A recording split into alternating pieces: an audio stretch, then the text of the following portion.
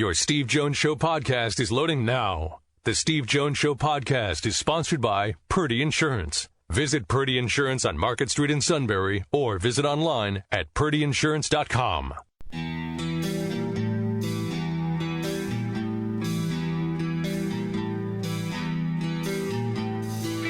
Sports talk where your voice counts. This is the Steve Jones Show on News Radio 1070 WKOK. Now from the Sunbury Motors Studio, here's Steve Jones.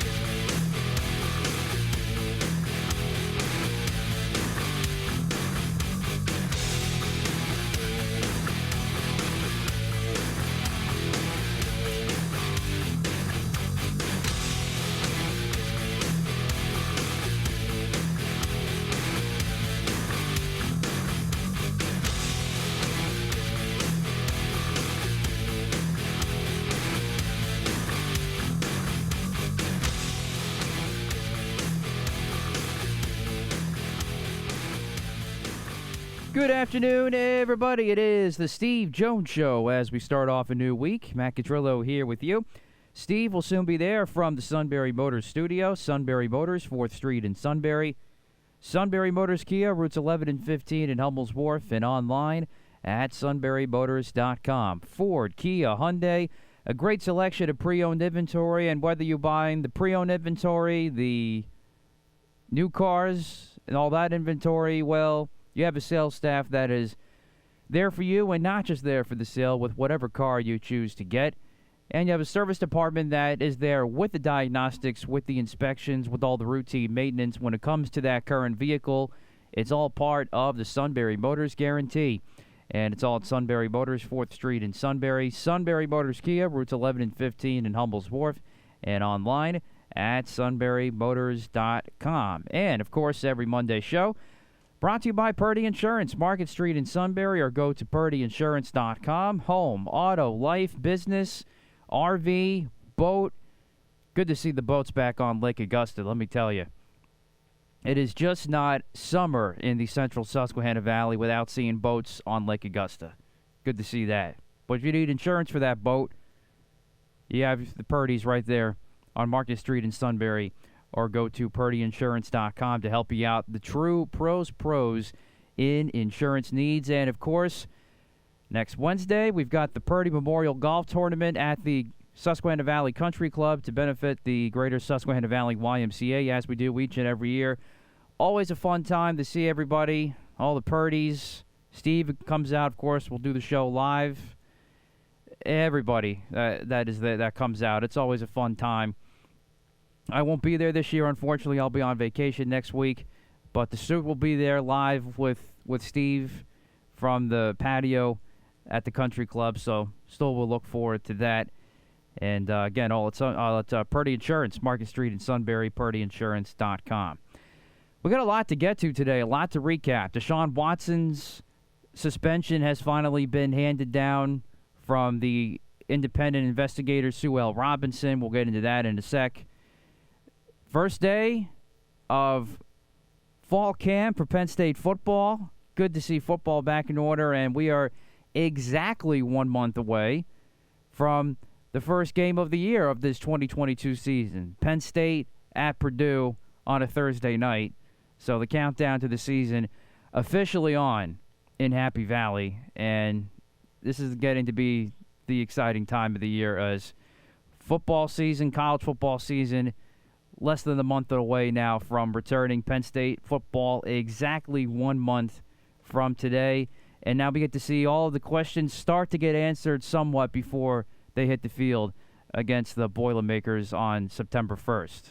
Most notably the offensive line, linebackers. That's pretty much it, as we've talked about. You know, we got into it last week with Steve about the amount of depth that you're going to see, hopefully defensively this year. So it's exciting to see training camp start for Penn State football today, of course, in Happy Valley. And, of course, the great Bill Russell passed away over the weekend.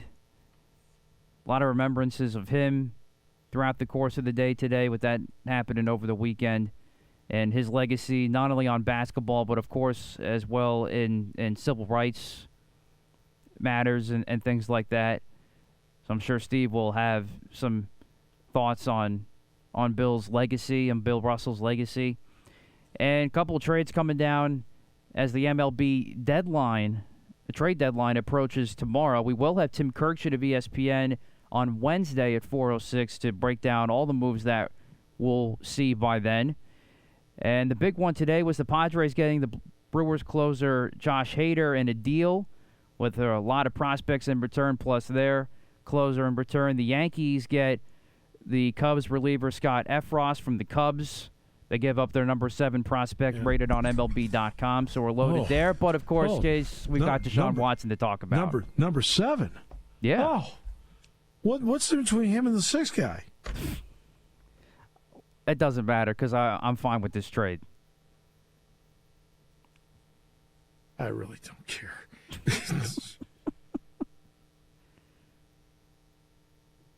There you go. But the matter at hand is Deshaun Watson, and the NFL pretty much backing itself into a corner now. To a point. Again, they've got an out here. Whoops. They've got an out here. And the out is they didn't make the decision.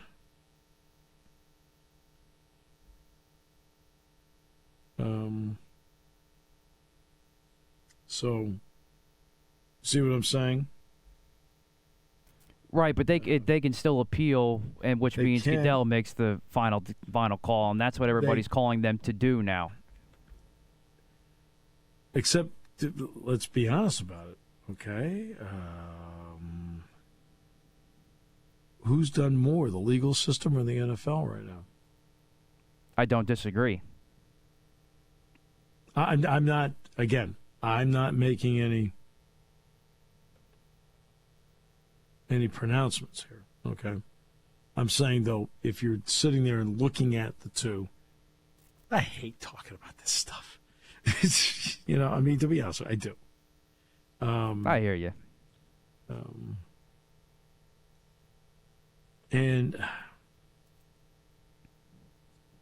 But who's done more, the legal system or the NFL?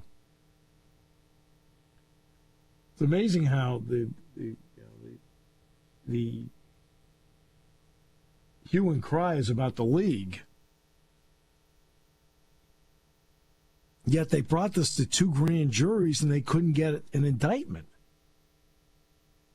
Remember, there's no defense when it comes to the grand jury. And we don't know what happened in there, but isn't one of the first things you got to ask is,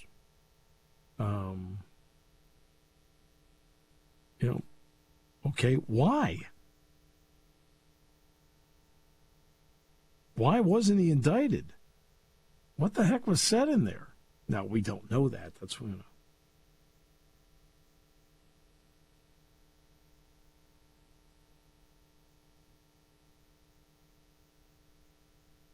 Yeah.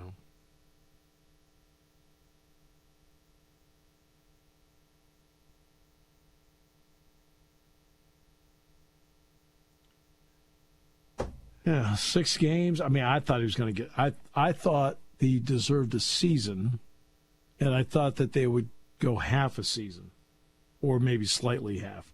I mean, essentially, it's about a third, right? 6 games out of 17, right? A little bit more than a third. And I mean, they do, quote, have, as a league, they have, quote, an out. So what's the out? Well, the out is that the person they designated to do this and look into it made the ruling. That's an out. Now, do they now want to wash their hands of it and say, well, what's done is done? Will there be more pressure from outside sources for more? Will there be more pressure from other organizations for more? I'm talking about like other teams. I don't know. But nothing really, to be honest with you, nothing really surprises me. And so when I saw it was 6, I wasn't surprised. If I'd seen 8, I wouldn't be surprised. If I saw it year, I wouldn't have been surprised. I mean, you don't get surprised by this stuff anymore. No shock value in it. Just isn't. Yeah. And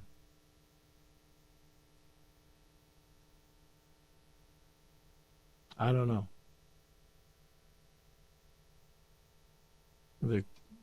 Now it's going to be interesting to, what will the commissioner do? And again, what did the Players Association recommend? They recommended 0. Then said last night, when they knew this was coming down, that they would abide by whatever she ruled. Not by what the commissioner ruled, but what by she ruled. That's where the Players Association comes out. This is your union.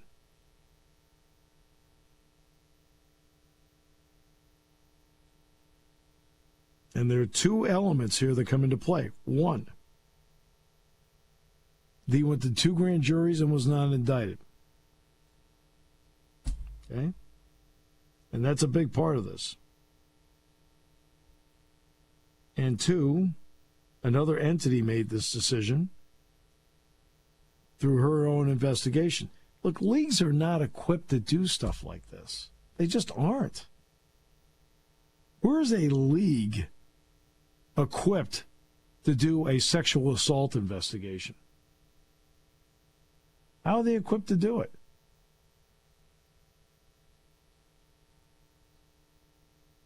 They aren't. That's where the legal system comes in.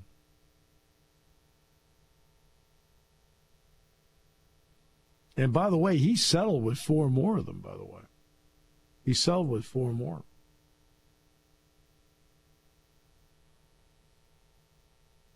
I don't know. I think in the end, what does he lose? $330,000? Right? And based on his contract, that's pennies. Right? It's pennies on the dollar. I mean, based on his contract, yikes.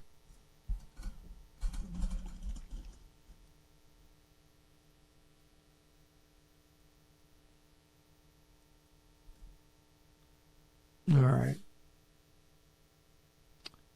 So I want to get to, we do have to get to Bill Russell.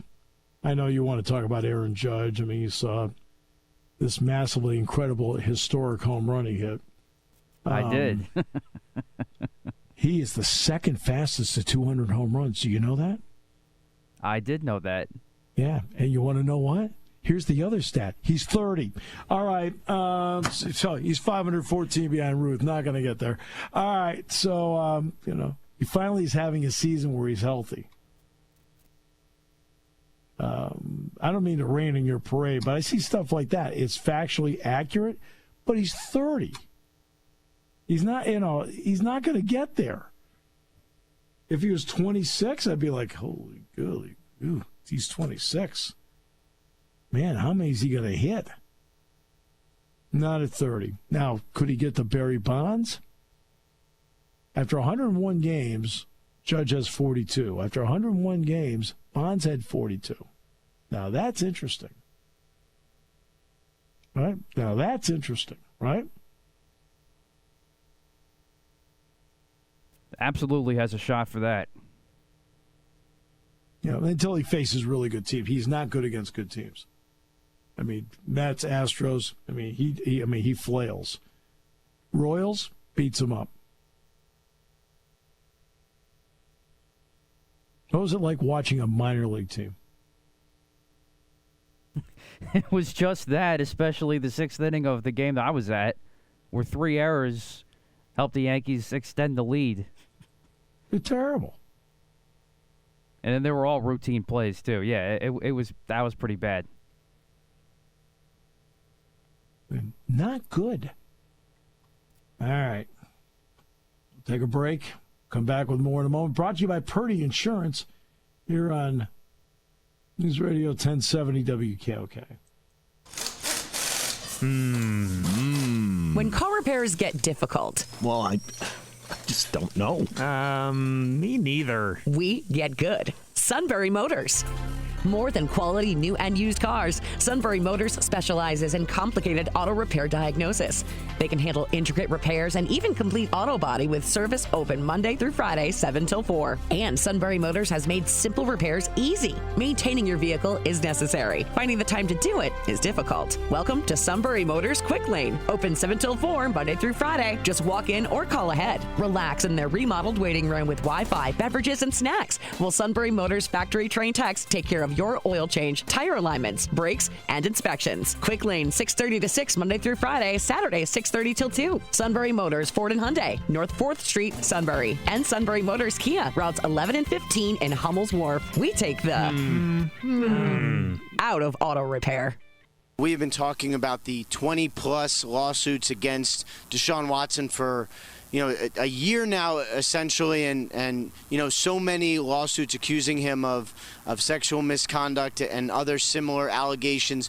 What the NFL brought to Sue Robinson, though, was 5 cases. They interviewed more than 10, I believe 15 or so was the number of accusers that the NFL was able to interview, but they brought 5 cases to Judge Sue L. Robinson, as she noted in her ruling, all non-violent cases. And that is an interesting distinction because publicly we've talked about 20, but she based her ruling on either 4 or 5. I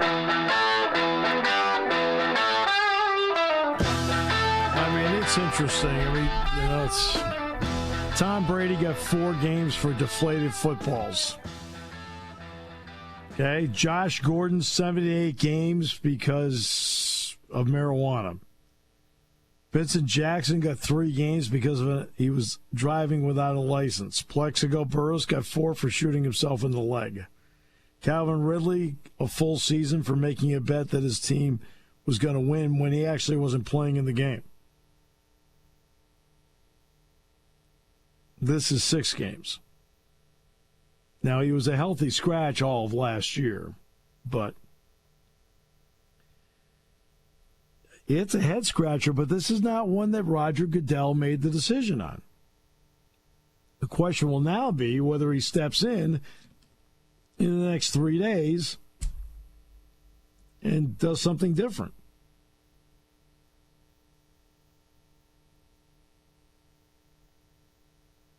It's the opening day of training camp, for goodness sakes. I mean, come on. I got to talk about this? I didn't make the decision. This was poor timing in terms of Penn State starting camp today. Well, guess what? That's what people want to talk about. They don't want to talk about this. I'm not saying we shouldn't, but after a while, I mean, the problem you should have is with the legal system. They brought him to 2 grand juries and they went over. You know how tough that is to go to a grand jury and not get something? I mean, you cover the legal system. How tough is it to go to a grand jury and get an indictment? Yeah. Not easy. No, it is easy. Oh, it is easy. It is easy. You're right. I mean, the old running joke is that you can get a ham sandwich indicted. Well, something must have not been right with what they did down in Houston. We'll have to ask John McClain about that. I have no idea. I mean, I thought he deserved a season. That's me. And I thought that in the end he'd get 8 games, almost half a season. It's 6. Taking your calls at 800-795-9565. This is the Steve Jones Show on News Radio 1070 WKOK. Now from the Sunbury Motors Studio, here's Steve Jones. All right. Today's show brought to you by Purdy Insurance. Market Street in Sunbury. Go to purdyinsurance.com. We're making the turn into August. We are 9 days away from the Purdy Memorial Golf Tournament at the Susquehanna Valley Country Club to benefit the Greater Susquehanna Valley YMCA. Kevin and I will be out there on the patio after our round is over to talk with all of you. There'll be a lot to talk about because at that point, 10 days into training camp. First day of training camp is today. Now, the baseball trade deadline is tomorrow. The Yankees already made one insignificant deal. But Josh Hader was dealt by the Brewers to the Padres. Now we're waiting to see where Wilson Contreras ends up. J.D. Martinez. I really doubt Juan Soto is going to get dealt now. Off-season, yes. Now, no. So let's go to Joe Ceraulo, who joins us from the Bleav Network, who covers the Mets. Joe, welcome. Great to have you with us. I'm doing great. Thanks so much for having me. And, Juan Soto in Queens, that's just got a nice ring to it, man. How about Aaron Judge in Queens? I would take that, too. I would definitely take that. I would not put it past Steve Cohen. As much as I love our fearless leader in Flushing, I think he's just spiteful enough that if the Yankees let Judge walk or if negotiations take too long, I could see Cohen swiping in and bringing Judge to the best borough in New York City. All right. So now let's get to the current team, which has done really well. They get DeGrom back. Now the 1-2 punch of Scherzer and DeGrom. How important moving forward for the Mets, especially when they get to a short series, do you think that's going to be? Oh, my goodness. I mean, you hit the nail on the head when you said especially when they get to a short series. This team is built for so much postseason success. I mean, if you look at 2015, 7 years ago, when, of course, they made it to the World Series, fell in 5 to Kansas City, the Mets had the worst record of the 5 National League playoff teams. They had 90 wins. Even the 2 wild card teams had 98 and 97, respectively. But they were built for those short series. They had Harvey, DeGrom, who despite a poor World Series start was lights out through the NLDS and the NLCS. And that's what you need. You need starting pitching to win in the playoffs. And, Scherzer going tonight, DeGrom going tomorrow. I'm not expecting the world from Jake in his first few starts. But, essentially give him 2 months of delayed spring training, and I can't wait to see what happens down the stretch. Well, in other words, October, he should be in midseason form at that point. Yeah. Exactly. Which is interesting. Now let's bring it to what they need to do right now. The Mets are not a perfect team. Like most teams, they have a hole here or there. They were able to get a DH in Vogelbach. Okay, now what else do they need to fill to get themselves on a better track? Well, they need a right-handed Vogelbach, essentially. He's a great DH when righties are on the bump, but the Mets all year have struggled immensely against left-handed pitching. And there's a lot of great lefties in the National League that they would have to face come the postseason. Guys like Kershaw, obviously, Urias with the Dodgers, Max Fried down in Atlanta. So the Mets need to shore up their lineup against lefties. Vogelbach can't hit him. They just brought in Tyler Naquin, who, slugs against righties great, but he's another lefty bat, 56 career home runs, and 51 of them are off righties. So the Mets need to go in for a guy like Wilson Contreras, or if the Cubs aren't going to budge on price, a guy like J.D. Martinez, who, obviously actually hits lefties better than Wilson, doesn't provide the defensive versatility that Contreras does. But, J.D. hits lefties better, and I think a deal with Boston would be cheaper than a deal with Chicago. So that's the big move coming up in the next 24 or so hours. Yet they do need somebody behind the plate. They do. They definitely do. And, that's why there's also been rumors of a deal with Boston, not only bringing J.D. to New York, but also bringing Christian Vasquez, their incredible catcher, who's going to walk here over as well. The Mets right now, McCann is due to return from the IL on Thursday. The Mets have 2 defensive studs in James McCann and Tomas Nido, but offensively, their production from behind the dish about at the bottom of the MLB. So Contreras would be a great spark because he can obviously start at catcher, every day. And then when lefties are pitching, you can DH him and have Nido and his defensive prowess back there. but Vasquez would be a pretty good second option to Contreras, especially if he comes cheaper. The Braves don't have Freddie Freeman any longer. We know they're the defending world champions, but what has made them a tough out when you have watched them? I mean, for me, the Braves pitching is really what's carrying them more so this year than even their lineup. You know, Ozzie Albies has been hurt for a while, and even when he was healthy, he really was not having a good season. Acuna hasn't had an Acuna-like season. I mean, you know, he's been good since his return, but, you know, a guy like him you expect to be phenomenal, not just good. For Atlanta, it's been all about their pitching this year. Max Fried, I just mentioned him. Yep. He's sensational. He's a Cy Young candidate. But then you get a kid like Spencer Strider, who started the year in the bullpen, had to move to the rotation, and, you know, he's been absolutely lights out. He's come back down to earth a little bit over his last 3 or 4 starts, but he's still got a K rate that, you know, if he qualified, I Bleav he'd be atop the National League in Ks per 9 if he had the innings to do so. Charlie Morton has put together some really good starts. Ian Anderson's been better lately, slow start to the year. And, you know, we haven't even mentioned when Mike Soroka comes back. Yeah. This Braves rotation, we talk about the Mets being built for October. There's a lot of good pitching in the National League. The Mets, Braves, and Dodgers, you know, they all have lineups that can mash, but more importantly, they all have great starting pitching. The Phillies had a great run after Robbie Thompson was named the manager and got themselves back into it, then slumped again, and then it had the perfect elixir 4 games with the Pirates. It's amazing how that puts you back on track every time. How do you view the Phillies, even though they're 9.5 back right now? Yeah, I don't view them as a threat to the Mets right now, and you know, that's not only because they're 9.5 back, but it's because the Mets have really had their number this year and just dominated them head-to-head. But I view the Phillies as a legit playoff team.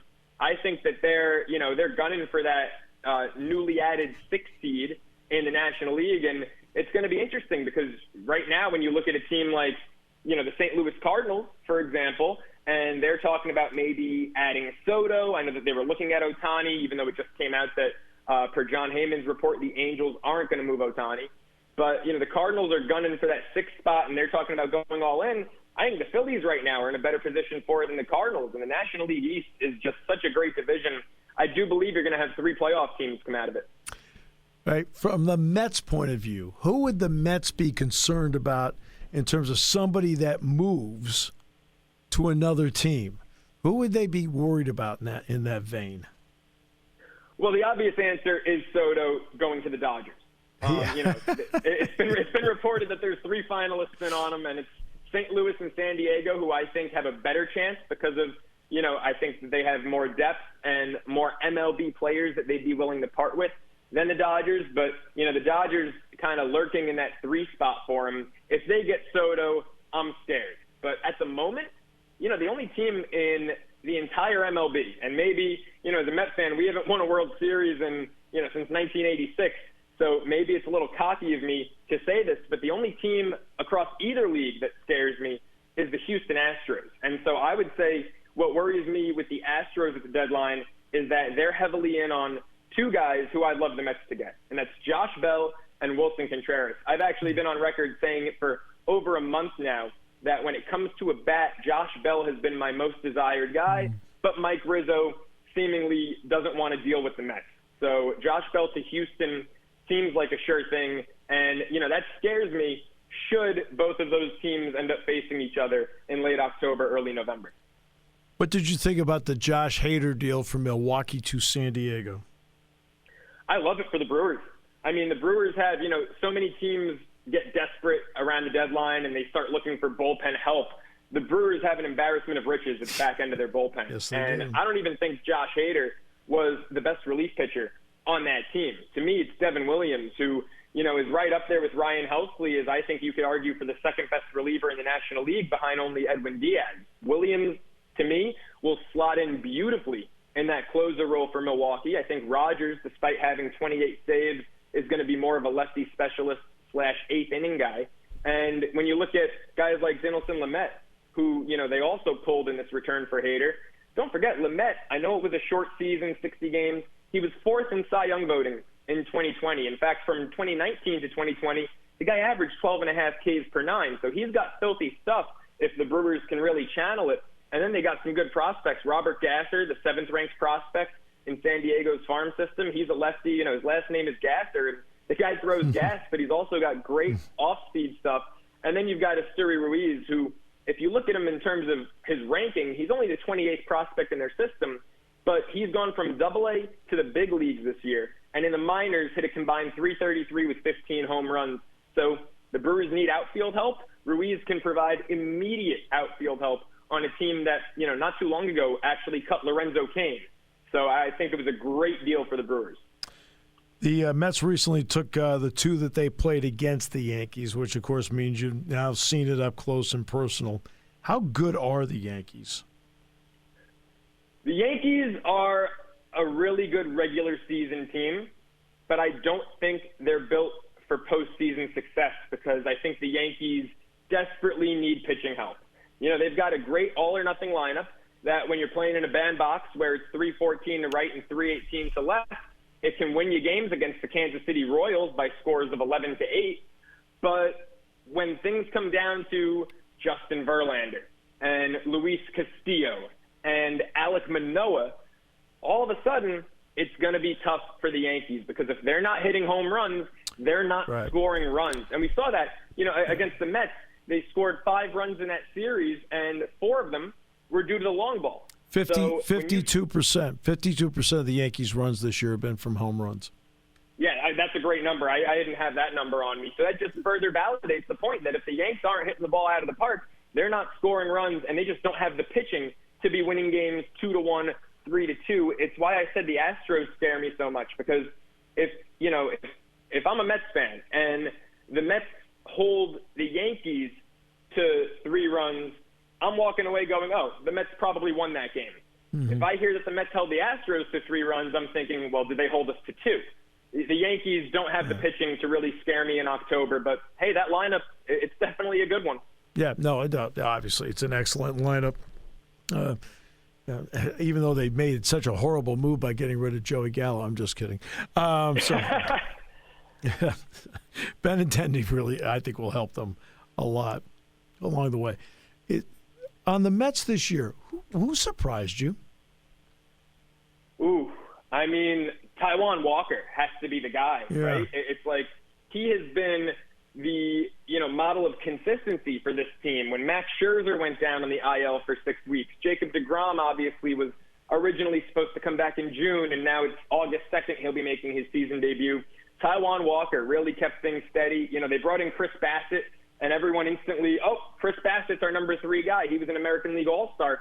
He's been up and down. He started hot like a bat out of hell, and he's struggled lately. So Taijuan Walker, for him to turn in the year that he's turned in thus far, I mean, an incredible first half, ERA of 2.5. And what I always like to point out to people is that Walker came off the IL early in the season and got shelled in Philadelphia his first start back. If you take that one start away, his return from the injured list, he turned out a first-half ERA of 2.05, even way more impressive than the 2.5 ERA he had. So he was sensational the entire first half, and now he's our number 3 guy moving forward. It's like, without Walker, I don't know where this team would be in terms of pitching, but, there's so many guys that have surprised you. Like Cookie Carrasco just got his 100th win, I believe becoming the 6th Venezuelan-born pitcher to do so. Mm-hmm. And, him being 11-4 with an ERA around 3.5, that's way more than you could have asked for to this point. Everyone has stepped up. This team really just has that next man up mentality, and it's been a beautiful thing to watch. How much more relaxed has Francisco Lindor been this year? So much more. But we've seen this, with guys who struggle their first year in New York. Look at Beltran in 2005. Yep. People were like, what? We just handed him a record-setting contract? And then 2006, he ties the franchise record, or at the time he tied it before Alonso shattered it, with 41 homers in 2006. Diaz had that horrendous 2019.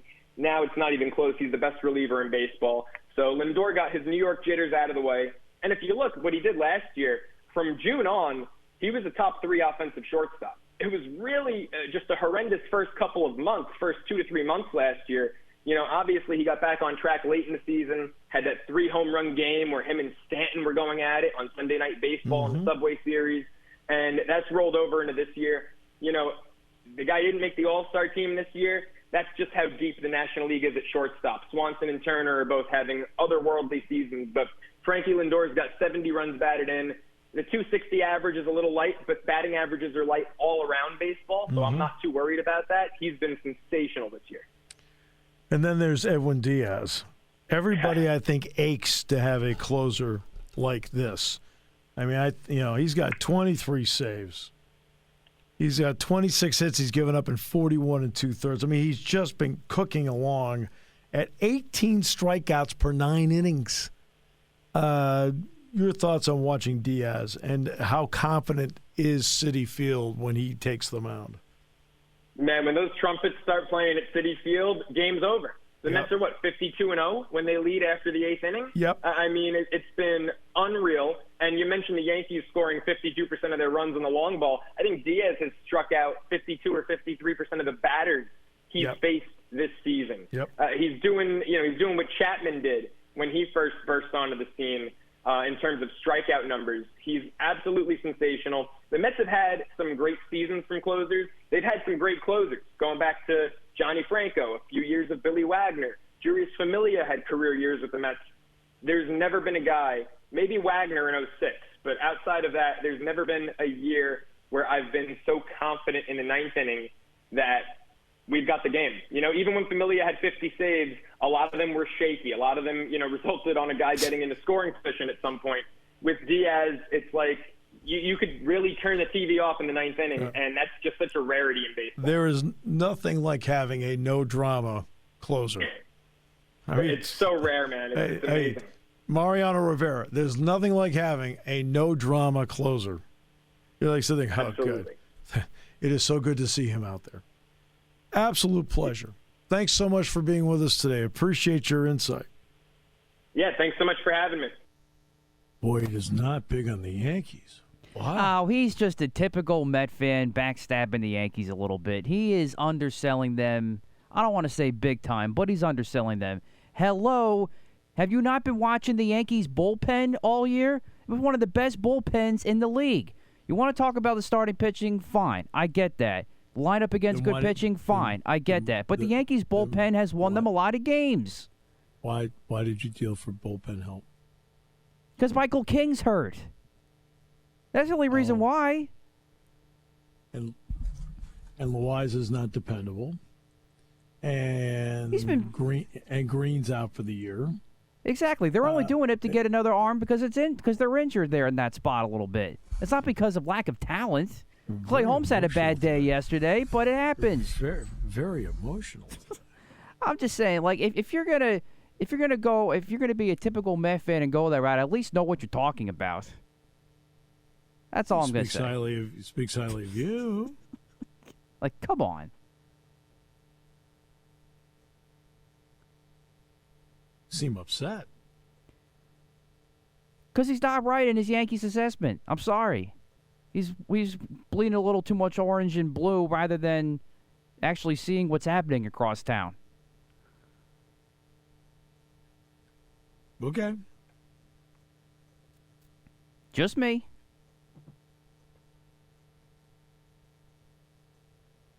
I'll say this, they got the better closer. He's lights out. He is lights out.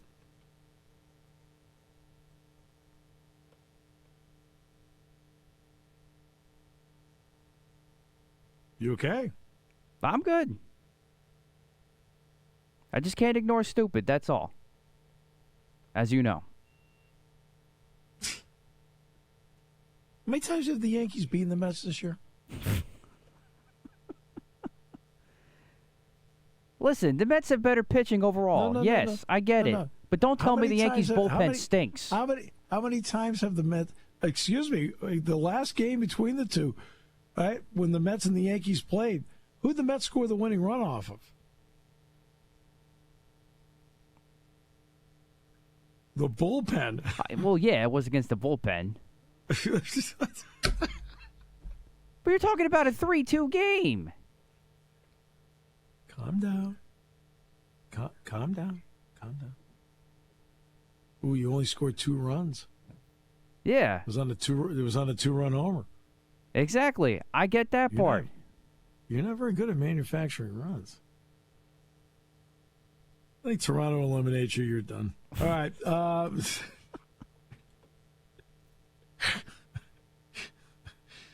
There's some entertainment value to, like, your panic. I've been told that once or twice. I'm telling you. Your voice is getting high. Just slow down. I've also heard that phrase before. All right. Bill Russell passed away yesterday. Well, actually, talk about a guy that actually had a great career as opposed to great moments. Back to the Yankees. No, señor! No, señor! No, señor! In a 13-year span, the Yankees have no world championships. In a 13-year span, Bill Russell was on teams that won 11. Okay. We'll talk about that in a moment on News Radio 1070 WKOK, brought to you by Purdy Insurance. In an ever-changing world, one thing you can always count on is the service at Purdy Insurance. Hi, this is Season. While the world is constantly changing, Purdy Insurance is dedicated to providing you with the highest level of service to protect you, your family, and your business. Give us a call today at 570-286-5855. Go to our website at purdyinsurance.com or check us out on Facebook to see what Purdy Insurance can do for you.